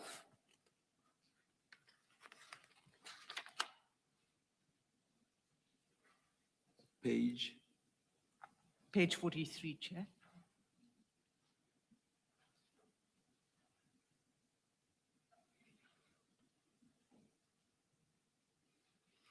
Yeah, they didn't write in the number of bricks. Correct. And if you cross-check that exhibit bag number with Morris's statement, you'll see it's meant to be 16. And we'll look at that in a moment. So in fact, the amount should be 700, not 684, if you add in the 16. But 700 is also not 715. And in your statement, you said there were 715. Can you just explain that discrepancy between the SAP 13 register and? I cannot, because I was not present when this was handed in. I don't know if they omitted by counting some other bricks, just just handing in the bag itself. But on scene, it was reported to me that there's 715 bricks. And Do you know why they don't put the total at the end of the entries? I mean, it would make Your life harder. life easy for everybody, because when you read this many years down the line, I would expect that 3.1 to 3 point whatever, at the end, they would tally all of them together and say total equal to. this, I will agree with you, Commissioner, that would have been much easier. But again, remember, I was not there when they wrote in, when this when these exhibits were booked into the SAP 13. But if you have this history of exhibits going missing while in police custody, surely it would help if, when they are first booked in, there's a proper entry and they are tallied and a total number is inserted there. I will agree with you, Commissioner. I think if we have a look at Morris and Norke's statement, they kept record of this, so they must have been, I don't know if one was just missed or something, but I totally agree with you, Commissioner. That would indeed make a lot of sense, sir. So, I mean, the question from Commissioner Khumalo is important because it is about maintaining the chain of custody and the evidence, integrity of the evidence, which will help to secure a successful prosecution down the line. So each step along the way here is hugely important. It might seem very small, but it's not. So the error in the SAP 13 register at 3.12 looks like it was just an error if one does a cross-check, but it could become significant. Yes. And it's an important thing to get correct. And I think that's where why this question is quite important. But so what we have is the SAP 13 register, which amounts to 684, but let's say, well, we've seen 3.12, it was just an omission of 16, so it actually totals 700. But you say it should actually be 715. If we go to Warrant Officer Morris's statement, it is a warrant officer, am I right? Morris is a warrant officer, yes. So that would be CJC 206. And it starts at page 16.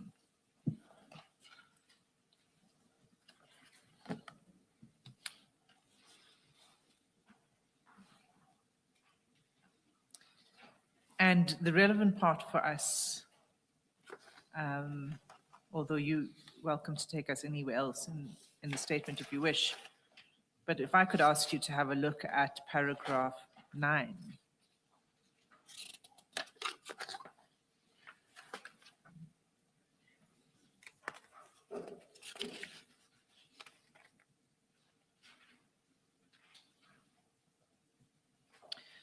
In fact, the first thing I should probably do is explain my own thinking.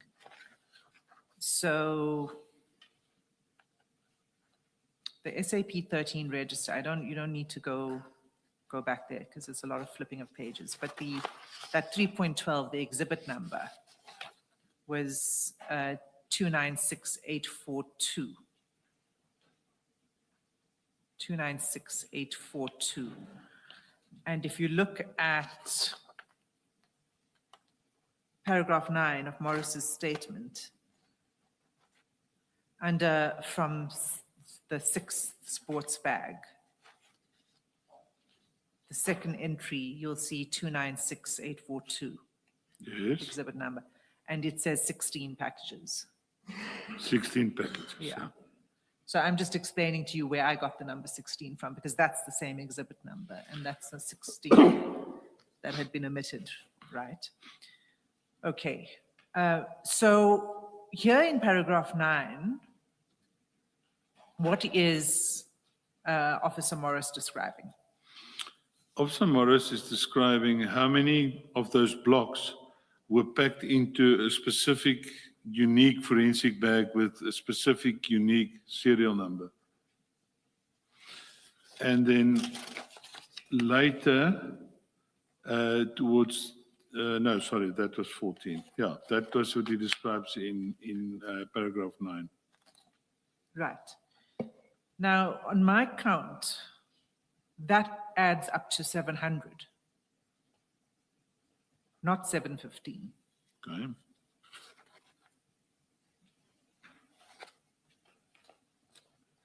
So it tallies with the SAP 13 register, 700. But then where does 715 come from? I still don't then have an answer to the discrepancy. I think, Commissioners, I think it will just be good and well for Warrant Officer Morris and Norkia to explain that discrepancy, because on scene they reported to me 715 blocks. And if you go further and you look at my statement, these blocks out of experience usually weighed around weighs around 1 kilogram each. And when it was handed into forensics, and I think we'll probably come to that, sorry for jumping the gun now, getting ahead of myself. No, I am also looking at paragraph 11 of your statement, at top of page 4. And you are dealing with, I think, the handing over to FSL. That's correct. And you say that drugs, upon being handed in, weighed 715.86 kg. Exactly right, Commissioner. Yeah, and I'm not sure to what extent, if at all, that tallies with the 700 bricks. 715 was handed in, and it weighed 715.88 kilograms. But what I'm saying is, Ms. Hasim has taken us to 2 places. That And indicates the calculation is that at both places there was 700. So what I'm saying is, I don't know how one is able to relate those 2 700 counts to the 715.86 in paragraph 11 of your statement. I totally concur. Well, I see what you're saying, Commissioner. And as I indicated, it was reported to me, I didn't count the bricks. Yeah. It was reported to me that there were 715 bricks counted on scene. Maybe if I can only testify to what I've got knowledge on. Yeah. If I can complicate things further, if we go to CJC 210, it's the statement of Captain Modise, the 212, section 212 statement, and it starts at page 36.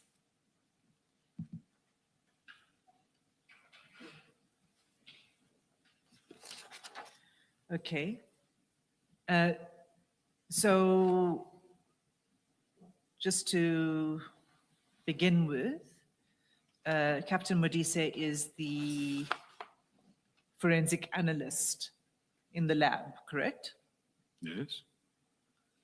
And she provides a statement to record that she received the evidence bags, right? That's correct, Commissioner. And if we look at paragraph 3 of her statement, she says, during the execution of my official duties on 21 July 2021, I received 49 sealed evidence bags with unique numbers, and then she lists all of the serial numbers. And we know there were 49 bags. But the last sentence of that paragraph says the total number of solid substance blocks was 715. And I find that peculiar because we know that there were 700 because Morris said so and the SAP 13 register says so, and we can count them up. How is it that Captain Modise then comes to 715? How do we understand, what are we to make of that discrepancy? Again, Commissioners, I would submit that Warrant Officer Morris and Captain Orkia should answer on that, because it's also clear here that for her to say this is the number of blocks, and for her to be able to do this analysis, she would have opened these evidence bags and literally count the blocks. That's how she also came to 715. So Captain Norkia and Warrant Officer Morris should explain why this discrepancy of 15 blocks. Because when they're handed into the SAP 13 clerk, the clerk is also doing the count, right? Yeah. And at paragraph 6 of Captain Modise's statement, if we look at that, the last sentence, if you could just read the last sentence, please. An average mass of one solid substance block was 1001.20 grams. Thereafter, the total estimated mass of the exhibit's material was 715.86 kilograms. They have underlined estimated because I think they are dealing with the actual substance, and I think they are doing the weighing and they're doing everything. So the estimated surprised me, but I'm just making an observation. Please continue, Ms. Wilson. Chair, it's also peculiar that it's an estimate because it's 715.86, which is not an estimate. But what we have, the point of this being a discrepancy in the, it exhibits the number of bricks and the weight of the bricks and how the count at when it's booked into Boyston's and then when it gets to the lab. I can see that, Commissioners. Yeah. Okay. So I need to then take you back. So what we know is that the bags were counted, sealed, taken to Boyson's, checked into the register. Correct. All of that totally in accordance with protocol. That's Absolutely, what should- Commissioners, yes. Yes. But then can you read paragraph 10 of your statement? Paragraph 10 of my statement. of your statement, yes. So it was a Friday, as I understand it. Yeah, that the it- 9th was a Friday, Right. indeed. That's correct, Commissioners. Throughout the weekend following the operation, I was contacted by the station commander of Boysons, Brigadier Jones. He raised concerns of safety for the exhibits and requested me to have it removed as soon as possible. On Monday, 2021, 07/12, I phoned FSL again and requested if they could take in the exhibits. They still were not able to assist with the storage of the exhibits. As Captain Sibola was busy with the case docket at court, I continued to assist with the matter concerning the exhibits. I phoned Brigadier Naika, the National Coordinator for SANEP, for assistance. He indicated to me that he's got access to safe storage at a base at the the SAPS College in Pretoria. I arranged members of my team, including the two that were dealing with the exhibits from the outset, to meet me at Boysons SAPS. I also arranged a number of SAPS Highway Patrol members to assist with the transport and safeguarding of the exhibits to the mentioned safe storage. The exhibits were booked out by Captain Norkia, loaded into the Highway Patrol vehicles and transported to the mentioned safe... Sorry, I just heard a noise. My apologies. The exhibits were booked out by Captain Norkia, loaded into Highway Patrol vehicles and transported to the mentioned safe storage in Pretoria. On our arrival, I was shown the storage and inspected it. I was satisfied that this was a very safe place with access control at the gate to the facility inside the SAPS College, and it was a strong room inside a building with a steel door and a steel gate. The room was empty and the key was handed to me. We unloaded the exhibits into the strong room, locked the gate and the door, and I handed the keys to Captain Norkia with the instruction to see to it that the exhibits be moved to FSL as soon as they were ready to receive it. When we offloaded the exhibits bags, the bricks were still in the form that it was at the time of the seizure. Okay. So what was the concern? I mean, again, given what we know about the importance of safeguarding these exhibits and following proper protocols and the SAP 13 generally, as I understand it, being itself like a vault, right? It's a very secure place. It's attended by someone all the time. Nothing can go in and out without it being recorded. What was the concern here with keeping it at the Boysons SAP 13 vault? Commissioners, there were mainly two issues raised by Brigadier Jones.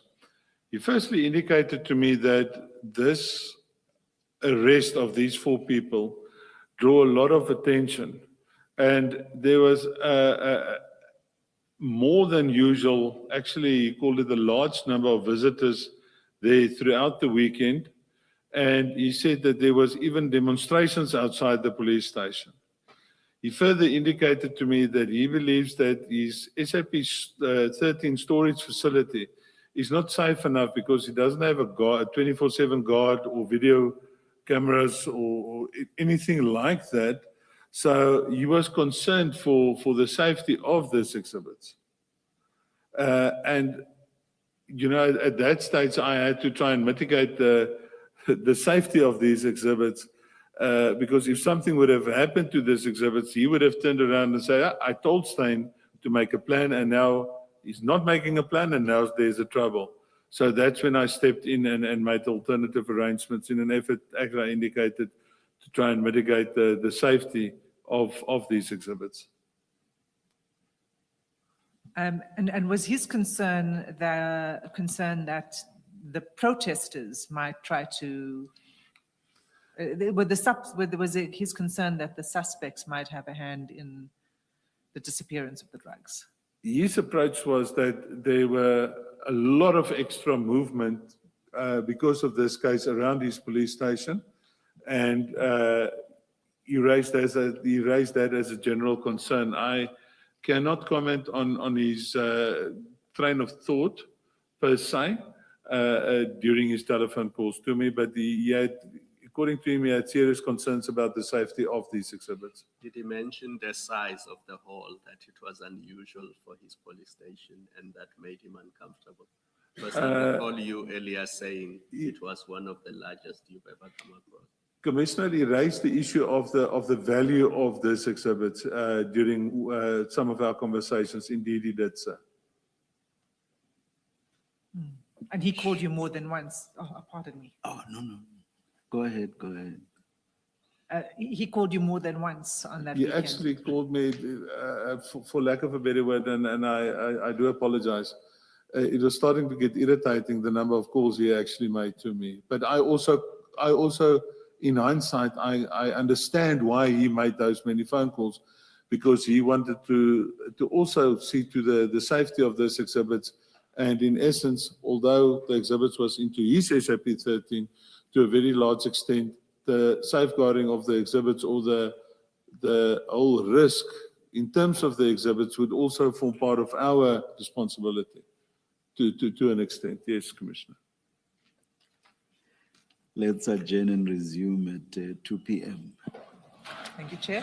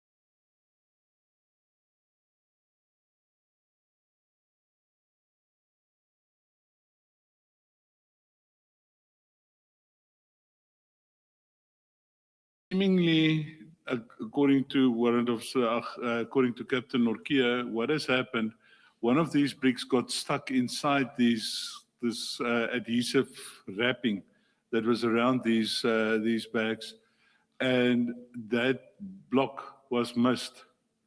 Probably because it was getting darker, the lighting wasn't that well. One of those blocks got missed, and it was then retrieved by Warrant Officer Wood, who then gave it to Captain Norkia, and he handed it in again. So this was it was trapped in the canvas bag or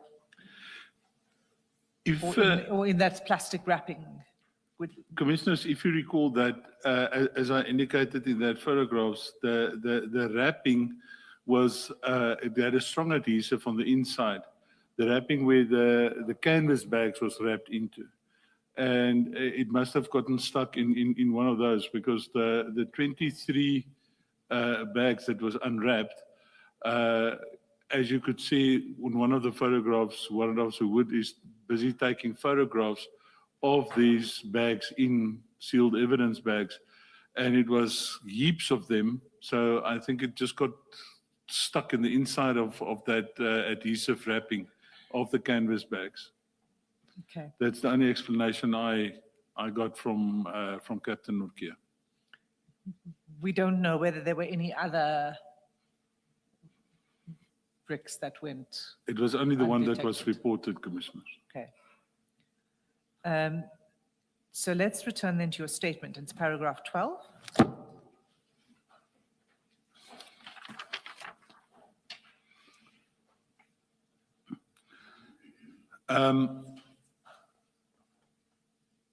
Captain Norkia, on the 19th, reported to me, sorry, just paragraph 11, if you don't mind, Sure. Commissioners. While I was off sick with COVID, Captain Norkia reported to me telephonically that on the 19th of July 2021, that forensics indicated that they were ready to receive on that day, and that he handed in the exhibits, him and Warrant Officer Morris handed in the exhibits on that day. And I asked him if everything was in order, and he indicated to me it's still in order, all is still there, all is still accounted for. So, sorry, that was at this point in time, and thank you for going back to paragraph 11. At this point in time, this was where the drugs were now transported from the SAPS college to FSL. From the safe premises to FSL, yes. So just again on that timeline, the 9th was the drug bust. Correct. That was the day it was booked into the SAP 13 On the 9th, correct? on the 9th. Correct, Commissioner. Calls to you, multiple calls over the weekend. 12th, the Monday, it was then taken to the SAPS training college Correct, Commissioners. and locked into a storeroom. A safe storeroom, yes. And just remind us then who had control over the exhibits at that point in time. I would refer you back to paragraph 10, where the last paragraph under paragraph 10, we unloaded the exhibits into the strong room, locked the gate and the door, and I handed the keys to Captain Norkia with the instruction to see to it that the exhibits be moved to Forensic Science Laboratory as soon as they are ready to receive it. So it would have been Captain Norkia that was in total control of the exhibits henceforth. So I understand the reason for moving it because of the concerns that were raised at Boyson's, and then, you know, this was the place that was identified as being very safe. But it is a breach of protocol, is it not, to take it to the college? I would concede to that, yes. But And even if the motive is for the purpose of protecting. I had to take a decision in an effort to try and mitigate further risks to the exhibits, and hence my decision to take that move out of protocols. And I suppose for me, the question is, it's so important, the protocols, right? Because when there's a breach, it sort of allows for problems to creep in.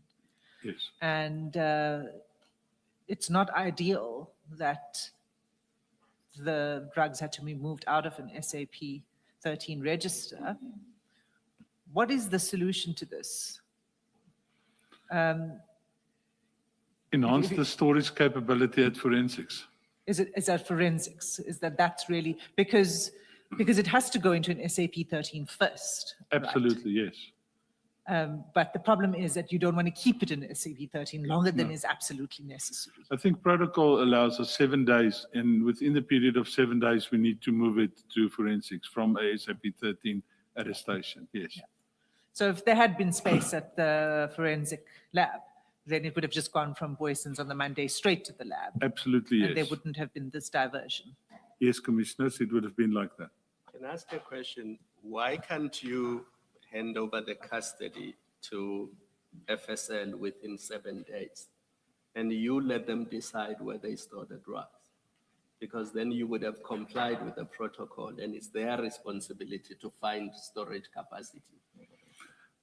I totally get what you're saying, Commissioner. At the end of the day, one is to a large extent also in their hands. If they say, I cannot receive, I have to make alternative arrangements. Can't you say you are obliged to receive? Within 7 days, I must hand over these things to you. If you don't have storage capacity, speak to National Commissioner or whoever is responsible for these things to make an arrangement. But these things are now in your custody. They can't be in the custody of a police station or the Hawks or whoever the people are who initially discovered or are investigating the issue of the drug. I was at that stage of the belief that I cannot tell them what to do, although they're also aware of the protocols, Commissioner. And I just, as I've indicated previously, I just had to make an arrangement for, in lack of a better explanation, for the better of the exhibits, for the safeguarding to the best of my ability for the exhibits, until such time that they were able to accept it, Commissioner.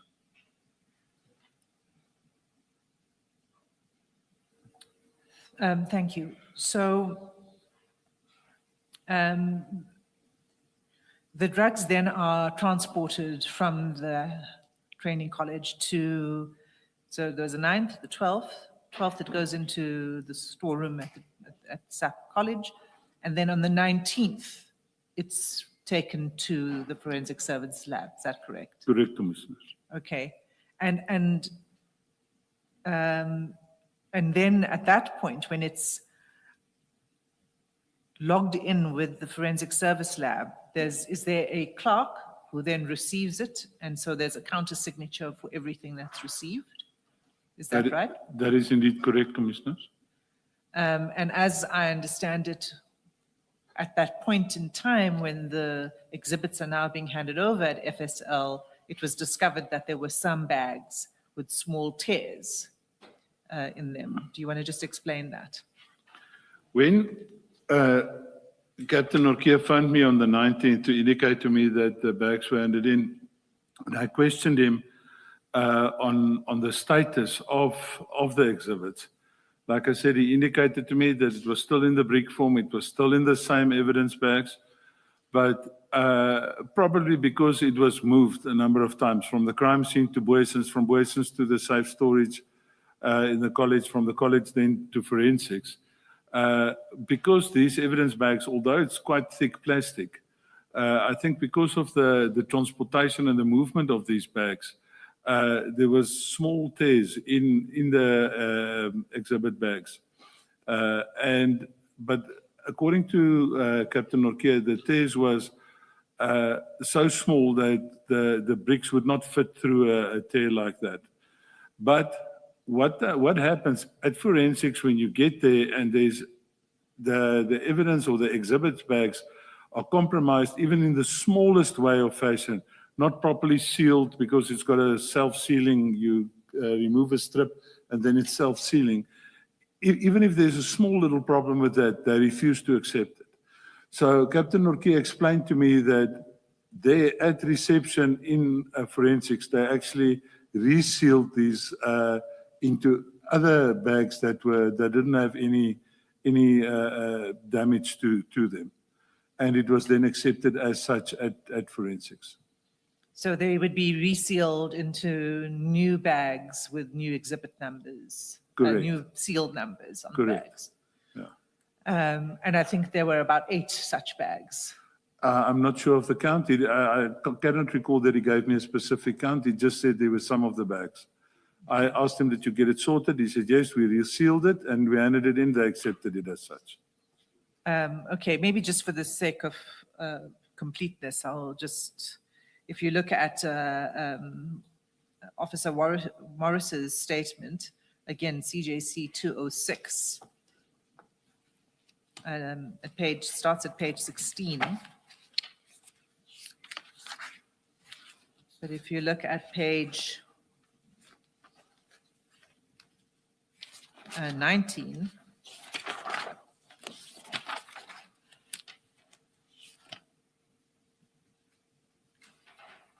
at paragraph 13, he says they transported, him and Captain Norkie transported the bags on 19th of July to the FSL. And then he says that they were damaged from the handling of the Yes. drug exhibits. And then in paragraph 14, he lists the bags that were affected Yes, Commissioners. and they were placed into new bags. Yes, Commissioner. And there are 8 bags that are listed. Okay, that's just to close that off. Thank you, Commissioner.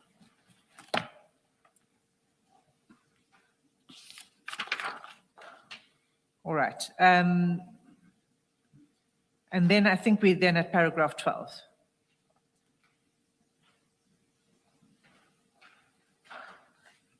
Would you like me to read it in? Yes, please.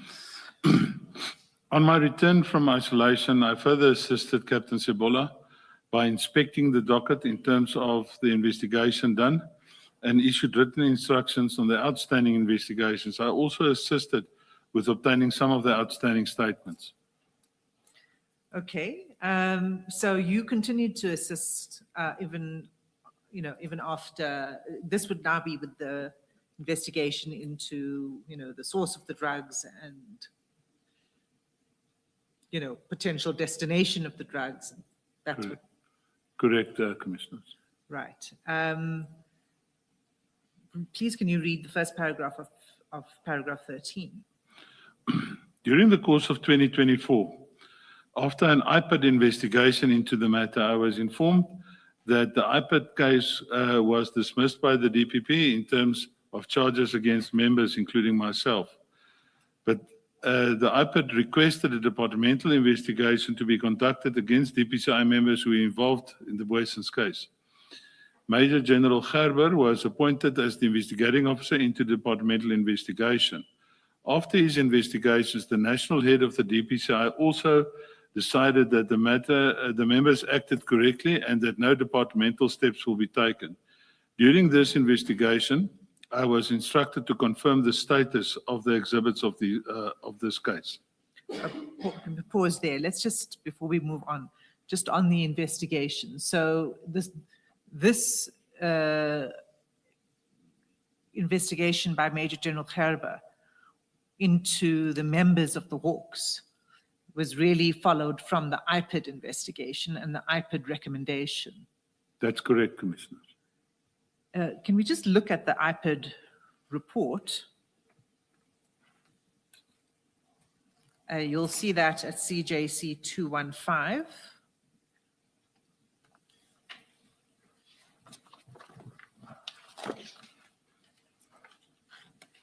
And it starts at page 76.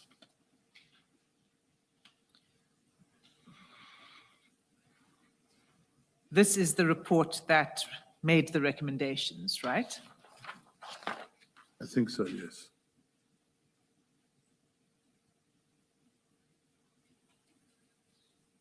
You'll see at paragraph 2.1 of that report,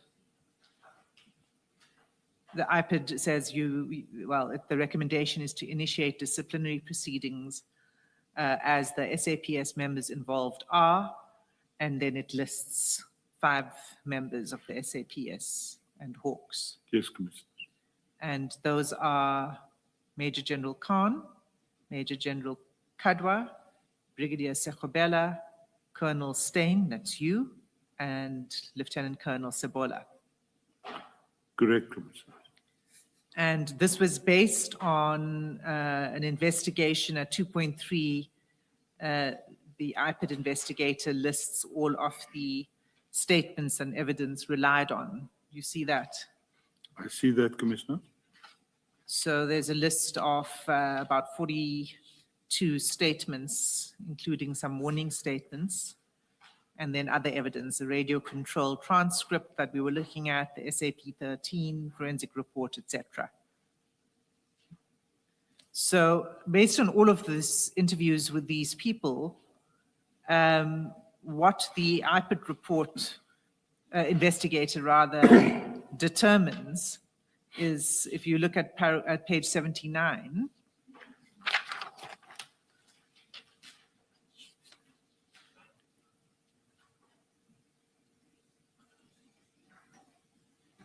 the first paragraph. It says, evidence in our disposal revealed that indeed the complainant and 3 others were arrested on 9 July 2021 and were charged with dealing in drugs. As per the Boyson's case, that's the Ayrton case number. The police arrested their colleagues who made a huge drug bust. 2 generals, namely Major General Khan and Kadwa, attended the crime scene. However, they are unable to explain as to their role at the crime scene. General Kadwa indicated that he did not do anything at the crime scene, as he alleged that he remained in his car, and later he got a report that officers were arrested. And then it goes on and says, the drugs were taken to the lab, the canine unit issue, and then the recommendations. This then is what led to Major Gerbers doing his investigation, right? Correct, Commissioner. Now, I accept that you can't really comment on the IPID investigation itself. No, I can't, Commissioner. But can you tell me whether General Kadwa did exercise any control over the scene when he was there, or whether he did just remain in his car? Is that a correct statement? What I personally saw, that would be not in his car, he was standing next to his car when I arrived there. And he, while the entire time that you were present, he didn't issue any instructions or exercise any oversight? The only thing he asked me is, I must just remember to tender the initial report to him, the preliminary report to him as soon as possible. That's the only thing he told me to do while I was on the scene.